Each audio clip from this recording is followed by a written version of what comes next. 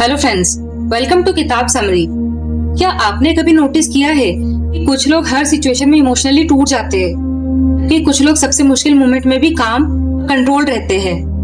कुछ लोग हर छोटी बात पर रिएक्ट करते हैं और बाद में रिग्रेट करते हैं। वहीं कुछ लोग बिना ज्यादा बोले, बिना अपनी इमोशन दिखाए क्वाइटली सही मूव से खेलते हैं और आखिर में वही जीतते हैं। तो आखिर इन दोनों में फर्क क्या होता है? फर्क सिर्फ इंटेलिजेंस का नहीं, फर्क होता है थिंकिंग पैटर्न का। एवरेज लोग सिचुएशन को इमोशन से हैंडल करते हैं, जबकि स्ट्रेटेजिक लोग सिचुएशन को क्लियरिटी, पेशेंस और कैलकुलेशन के साथ देखते हैं। और यही डिफरेंस धीरे धीरे उनकी लाइफ की पूरी डायरेक्शन को बदल देता है। The art of strategic thinking हमें सिखाती है कि लाइफ सिर्फ हार्डवर्क से नहीं जीती जाती, बल्कि कई बार सही समय पर लिया गया एक स्मार्ट डिसीजन आपकी सालों की मेहनत से ज्यादा पावरफुल साबित हो सकता है। ये बुक हमें इमोशनली रिएक्ट करना नहीं, बल्कि स्ट्रेटेजिकली सोचना सिखाती है। कैसे प्रेशर में काम रहना है, कैसे लोगों को समझना है, कैसे इंपल्सिव डिसीजन से बचना है और कैसे हर सिचुएशन में एक कदम आगे रहना है। क्योंकि ये दुनिया हमेशा सबसे ज्यादा मेहनत करने वालों को रिवॉर्ड नहीं करती, बल्कि अक्सर उन लोगों को रिवॉर्ड करती है जो ज्यादा बेहतर सोचते हैं। तो अगर आप भी मेंटली स्ट्रॉन्गर बनना चाहते हैं, इमोशन के बजाय लॉजिक से डिसीजन लेना चाहते हैं और अपनी लाइफ को स्मार्टर तरीके से जीना चाहते हैं, तो इस वीडियो को एंड तक जरूर देखना, क्योंकि हो सकता है कि आज के बाद आपके सोचने का तरीका हमेशा के लिए बदल जाए। Principle 1, think beyond the present moment. ज्यादातर लोग लाइफ में इसीलिए गलत डिसीजन ले लेते हैं क्योंकि वे सिर्फ करंट इमोशन को देखते हैं, फ्यूचर कॉन्सिक्वेंसेस को नहीं। जब इंसान एंग्री होता है तो उसे सिर्फ अपना ईगो दिखाई देता है। जब डेस्परेट होता है तो उसे शॉर्ट टर्म रिलीफ चाहिए होता है, और जब इमोशनल होता है तो लॉजिक धीरे धीरे पीछे चला जाता है।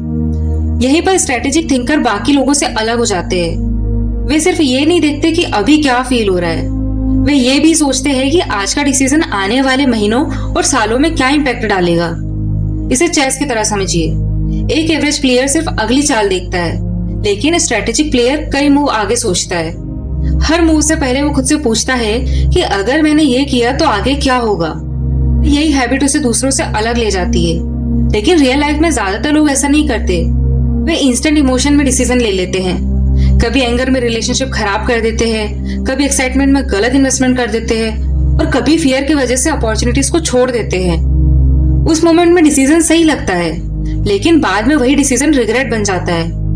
इसलिए इस बुक का पहला लेसन बहुत सिंपल है। हर सिचुएशन में रिएक्ट करने से पहले फ्यूचर इमेजिन कीजिए। खुद से पूछिए कि क्या ये डिसीजन मुझे लॉन्ग टर्म फायदा देगा या टेम्परेरी सेटिस्फैक्शन। क्योंकि स्ट्रेटेजिक थिंकिंग का मतलब सिर्फ स्मार्ट बनना नहीं है। स्ट्रेटेजिक थिंकिंग का मतलब है फ्यूचर को पहले से देखना सीखना। और जिस दिन इंसान शॉर्ट टर्म इमोशन से ऊपर उठकर लॉन्ग टर्म सोचने लगता है, उसी दिन से उसकी लाइफ की डायरेक्शन बदलनी शुरू हो जाती है। अब आते हैं प्रिंसिपल 2 पर। Emotional control is power. दुनिया में सबसे डेंजरस इंसान वो नहीं होता जो ज्यादा इंटेलिजेंट हो, बल्कि वो होता है जो ज्यादा प्रेशर में भी खुद को कंट्रोल करना जानता हो। क्योंकि इमोशंस इंसान की क्लैरिटी छीन लेते हैं। जब गुस्से में होते हैं तो ऐसी बातें बोल देते हैं जो रिलेशनशिप को तोड़ देती है। जब फियर में होता है तो अपॉर्चुनिटीज को छोड़ देता है। और जब ईगो में होता है तो रियलिटी देखना बंद कर देता है। यही वजह से स्ट्रेटेजिक लोग अपने इमोशन को सप्रेस नहीं करते, वे उन्हें कंट्रोल करना सीख जाते हैं। क्योंकि रिएक्शन और रिस्पॉन्ड में बहुत बड़ा फर्क होता है। रिएक्शन इंस्टेंट होता है, इमोशनल होता है, इम्पल्सिव होता है, लेकिन रिस्पॉन्ड काम होता है, कैलकुलेटेड होता है और पावर होता है। अब इमेजिन कीजिए कि दो लोग एक ही सिचुएशन फेस कर रहे हैं। दोनों को इंसल्ट किया गया। पहला इंसान तुरंत रिएक्ट करता है, आर्ग्यू करता है, शाउट करता है और सिचुएशन खराब हो जाती है। लेकिन दूसरा इंसान शांत रहता है, वो ऑब्जर्व करता है, सही समय का इंतजार करता है और फिर स्मार्ट तरीके से सिचुएशन हैंडल करता है। बाहर से देखने पर शायद दूसरा इंसान वीक लगे, लेकिन रियलिटी में वही सबसे ज्यादा कंट्रोल में होता है। स्ट्रेटेजिक पीपल जानते हैं कि हर बैटल लड़ना जरूरी नहीं है। कई बार साइलेंस इंस्टेंट रिएक्शन से ज्यादा पावरफुल होता है। और यही इमोशनल कंट्रोल इंसान को मेंटली डेंजरस बनाता है। क्योंकि जिस इंसान को अपने इमोशंस पर कंट्रोल आ गया, धीरे धीरे उसे अपनी लाइफ पर भी कंट्रोल मिलना शुरू हो जाता है। अब आते हैं प्रिंसिपल 3 पर। ऑब्जर्व मोर, स्पीक लेस। ज्यादातर लोग दुनिया को समझने से ज्यादा खुद को एक्सप्लेन करने में बिजी रहते हैं। वे हर जगह अपनी प्लान्स बताते हैं, अपनी इमोशन दिखाते हैं और बिना सोचे हर बात पर तुरंत ओपिनियन दे देते हैं। लेकिन स्ट्रेटेजिक लोग अलग होते हैं। वे कम बोलते हैं और ज्यादा ऑब्जर्व करते हैं। क्योंकि उन्हें पता होता है कि इंफॉर्मेशन पावर होती है। जब आप लगातार बोलते रहते हो तब आप अपनी सोच, अपनी कमजोरी और अपने इंटेंशन रिवील कर देते हो। लेकिन जब आप ऑब्जर्व करना सीखते हैं तब आप लोगों को उनकी रियल पर्सनैलिटी में देख पाते हैं। और ये सच है कि लोग अपने वर्ड से कम और अपने पैटर्न से ज्यादा रिवील होते हैं। कोई इंसान प्रेशर में कैसे बिहेव करता है, कोई इंसान सक्सेस मिलने के बाद कैसे बदलता है, कोई दूसरों के बारे में कैसे बात करता है, ये सब चीजें उनके कैरेक्टर के हिडन सिग्नल्स होते हैं। लेकिन प्रॉब्लम ये है कि ज्यादातर लोग इतनी जल्दी रिएक्ट और जज करने लगते हैं कि वो ऑब्जर्व करना भूल जाते हैं। स्ट्रेटेजिक थिंकर्स पहले सिचुएशन को पढ़ते हैं और फिर मूव लेते हैं। इसलिए कई पावरफुल लोग कन्वर्सेशन में ज्यादा नहीं बोलते, वे क्वाइटली सुनते हैं, डिटेल्स नोटिस करते हैं और सामने वाले खुद को रिवील होने देते हैं। आज से लोगों के वर्ड्स नहीं, उनके बिहेवियर पैटर्न ऑब्जर्व करना शुरू कीजिए, क्योंकि स्ट्रेटेजिक थिंकिंग सिर्फ स्मार्ट बोलने से नहीं आती। स्ट्रेटेजिक थिंकिंग स्मार्ट ऑब्जर्वेशन से आती है। और कई बार सबसे ज्यादा पावरफुल इंसान वही होता है जो रूम में सबसे शांत बैठा हो।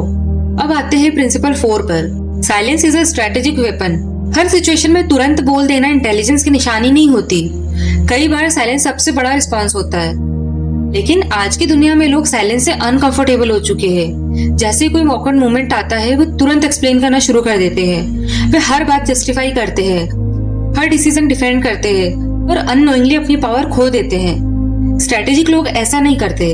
उन्हें पता होता है कि हर बात का जवाब देना जरूरी नहीं होता, क्योंकि जो इंसान हर समय खुद को एक्सप्लेन करता रहता है, धीरे धीरे वही दूसरों के अप्रूवल पर डिपेंड हो जाता है। अब यहाँ एक पावरफुल साइकोलॉजिकल ट्रुथ समझिए। साइलेंस लोगों को अनकंफर्टेबल करता है और अनकंफर्टेबल लोग अक्सर ज्यादा रिवील कर देते हैं। इसलिए स्ट्रेटेजिक थिंकर्स आर्गुमेंट में जल्दी रिएक्ट नहीं करते। वे इमोशन में आकर प्रूव करने की कोशिश नहीं करते। वे काम रहते हैं, ऑब्जर्व करते हैं, सही समय का इंतजार करते हैं, क्योंकि उन्हें पता होता है कि टाइमिंग इंटेलिजेंस से भी ज्यादा इंपॉर्टेंट हो सकती है। इमेजिन कीजिए कि दो लोग डिबेट कर रहे हैं। पहला इंसान लगातार लाउड हो रहा है, खुद को प्रूव करने की कोशिश कर रहा है, और दूसरा इंसान शांत है, कंपोज्ड है और सिर्फ जरूरी जगह पर बोल रहा है। अब ऑनेस्टली सोचिए, ज्यादा पावरफुल कौन दिखाई देगा? यही साइलेंस की रियल पावर है। साइलेंस वीकनेस नहीं होता अगर उसके पीछे सेल्फ कंट्रोल हो। और कई बार स्ट्रेटेजिक लोग सिर्फ इसलिए जीत जाते हैं क्योंकि उन्होंने गलत समय पर बोलने की बजाय सही समय का इंतजार किया। अब आते हैं प्रिंसिपल 5 पर। Never make decision in emotion. दुनिया के सबसे खराब डिसीजन अक्सर इमोशन में लिए जाते हैं। गुस्से में भेजा गया एक मैसेज, ईगो में लिया गया एक डिसीजन, फियर में छोड़ी गई एक अपॉर्चुनिटी। कई बार कुछ सेकंड्स की इमोशन सालों का नुकसान कर देती है। लेकिन प्रॉब्लम ये है कि इमोशनल मोमेंट में इंसान को लगता है कि वो सही है, उसे अपनी फीलिंग्स रियलिटी लगने लगती है। यही स्ट्रेटेजिक थिंकिंग सबसे ज्यादा जरूरी हो जाती है। स्ट्रेटेजिक लोग इमोशन को इग्नोर नहीं करते, लेकिन वे इमोशन को ड्राइवर सीट पर भी नहीं बैठाते। वे जानते हैं कि temporary emotion permanent consequences create कर सकते हैं, इसलिए वो खुद को टाइम देते हैं। अगर वे एंग्री होते हैं तो तुरंत रिएक्ट नहीं करते। अगर वे कंफ्यूज होते हैं तो प्रेशर में कोई डिसीजन नहीं लेते। और अगर इमोशनल होते हैं तो पहले खुद को काम करते हैं, क्योंकि क्लैरिटी हमेशा काम माइंड में पैदा होती है, केओस में नहीं। अब आते हैं प्रिंसिपल 6 पर। Learn to predict consequences. Average लोग डिसीजंस लेते हैं, लेकिन स्ट्रेटेजिक लोग कॉन्सिक्वेंसेस कैलकुलेट करते हैं। और यही दोनों में सबसे बड़ा डिफरेंस होता है, क्योंकि हर एक्शन के पीछे एक हिडन रिजल्ट होता है। लेकिन प्रॉब्लम यह है कि ज्यादातर लोग इमीडिएट आउटकम देखते हैं, लॉन्ग टर्म इम्पैक्ट नहीं। उन्हें सिर्फ आज की खुशी दिखाई देती है, फ्यूचर कॉस्ट नहीं। स्ट्रेटेजिक थिंकर हमेशा खुद से एक सवाल पूछते हैं कि अगर आज मैं ये मूव लेता हूँ तो क्या हो सकता है, और यही क्वेश्चन उन्हें इम्पल्सिव मिस्टेक से बचाता है। अब आते हैं प्रिंसिपल 7 पर। Stay calm while others panic. असली इंटेलिजेंस उस समय दिखाई देती है जब सिचुएशन आपके कंट्रोल से बाहर जाने लगे, क्योंकि काम रहना इजी होता है जब सब कुछ सही चल रहा हो। लेकिन स्ट्रेटेजिक लोग अपनी रियल पावर प्रेशर सिचुएशन में दिखाते हैं, जब बाकी लोग पैनिक कर रहे होते हैं। तब स्ट्रेटेजिक थिंकर सबसे पहले खुद को काम करता है, क्योंकि उसे पता होता है कि पैनिक क्लैरिटी को डिस्ट्रॉय कर देता है। अब इमेजिन कीजिए किसी शिप में तूफान आ गया हो और कैप्टन भी डरकर पैनिक करने लगे। क्या बाकी लोग सेफ फील करेंगे? बिल्कुल नहीं। लेकिन अगर वही कैप्टन प्रेशर में भी कंपोज रहे तो लोगों को भरोसा होने लगता है कि सिचुएशन हैंडल हो सकती है। लाइफ भी बिल्कुल ऐसी है। हर इंसान प्रॉब्लम फेस करता है। फर्क प्रॉब्लम का नहीं, रिएक्शन का होता है।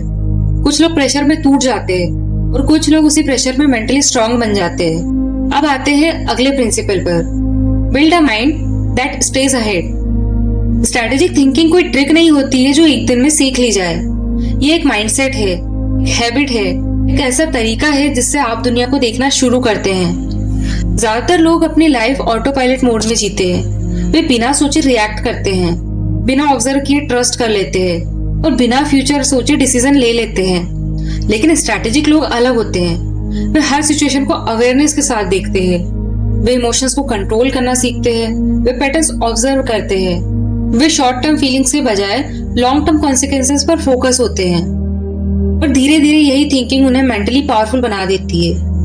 लेकिन यहाँ एक इंपॉर्टेंट बात समझिए, स्ट्रैटेजिक थिंकिंग का मतलब मैनिपुलेटिव बनना नहीं है। इसका मतलब है इमोशनली मैच्योर बनना, अपनी लाइफ को कॉन्शियसली हैंडल करना, हर सिचुएशन में क्लियरिटी के साथ सोचना। क्योंकि दुनिया में सबसे ज्यादा डेंजर इंसान वो नहीं होता जिसके पास सबसे ज्यादा स्ट्रेंथ हो, बल्कि वो होता है जिसके पास सबसे ज्यादा सेल्फ कंट्रोल हो। तो आज के बाद कोशिश कीजिए कि हर सिचुएशन में तुरंत रिएक्ट करने के बजाय कुछ सेकंड रुककर सोचे। लोगों को सिर्फ सुनिए मत, ऑब्जर्व कीजिए। हर अपॉर्चुनिटीज को सिर्फ एक्साइटमेंट से मत देखिए, कॉन्सिक्वेंसेस भी सोचिए। और सबसे जरूरी, इमोशंस को अपनी इंटेलिजेंस पर हावी मत होने दीजिए। क्योंकि जिस दिन आपका माइंड इमोशन के बजाय अवेयरनेस से ऑपरेट करना शुरू कर देगा, उसी दिन आपकी पूरी लाइफ की डायरेक्शन बदलनी शुरू हो जाएगी।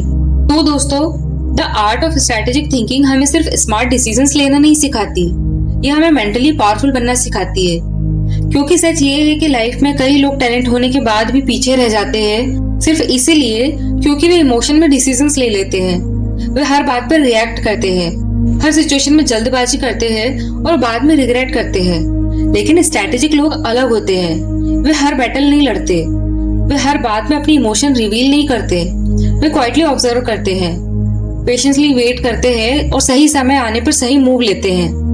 और धीरे धीरे यही हैबिट्स उन्हें दूसरों से अलग बनाती है। इस पूरी बुक का सबसे बड़ा लेसन यही है कि इंटेलिजेंस सिर्फ नॉलेज नहीं होती, इंटेलिजेंस सेल्फ कंट्रोल होती है। क्योंकि जिस इंसान को अपने इमोशन पर कंट्रोल आ गया, जो प्रेशर में भी काम रहना सीख सकता है, जो शॉर्ट टर्म फीलिंग्स के बजाय लॉन्ग टर्म कॉन्सिक्वेंसेस को सोच सकता है, उसे मैनिपुलेट करना मुश्किल हो जाता है। और शायद यही मॉडर्न वर्ल्ड की सबसे रेयर स्किल है। आज की दुनिया में लोग फिजिकली नहीं, मेंटली एग्जॉस्ट है। हर कोई जल्दी रिएक्ट कर रहा है, जल्दी जज कर रहा है, बिना सोचे डिसीजन ले रहा है। पर ऐसे समय में स्ट्रैटेजिक थिंकिंग सिर्फ एक स्किल नहीं, एक सर्वाइवल एडवांटेज बन चुकी है।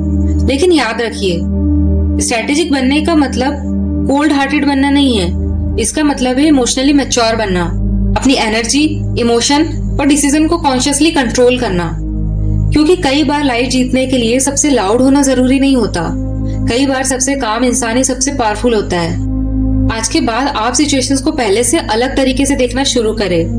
हो सकता है आप हर बात पर इंस्टेंटली रिएक्ट करने की बजाय ऑब्जर्व करना शुरू कर दे। और हो सकता है यही छोटी चेंज धीरे धीरे आपकी पूरी पर्सनालिटी ट्रांसफॉर्म कर दे। अगर आपको ऐसी पावरफुल बुक समरीज पसंद है जो आपकी माइंडसेट, साइकोलॉजी, कम्युनिकेशन स्किल और लाइफ अंडरस्टैंडिंग को नेक्स्ट लेवल तक के ले जाए, तो चैनल किताब समरी को अभी सब्सक्राइब कर लीजिए। क्योंकि यहाँ हम ऐसी बुक समरीज लाते रहते हैं जो आपके माइंड को मेंटली शार्प, इमोशनली स्ट्रॉन्गर और स्ट्रेटेजिकली स्मार्ट बनाए। तो वीडियो पसंद आया हो तो इसे लाइक जरूर करें, अपने दोस्तों के साथ शेयर करें जो हर सिचुएशन में ओवर रिएक्ट कर देता है, और कमेंट में जरूर लिखिए कंट्रोल इज पावर। मैं आपसे मिलूंगी फिर एक नई पावरफुल बुक को लेकर, एक नए पर्सपेक्टिव के साथ। तब तक सीखते रहिए, ऑब्जर्व करिए और हमेशा याद रखिए, जो इंसान खुद पर कंट्रोल कर लेता है, धीरे धीरे वही अपनी पूरी लाइफ को कंट्रोल करना शुरू कर देता है।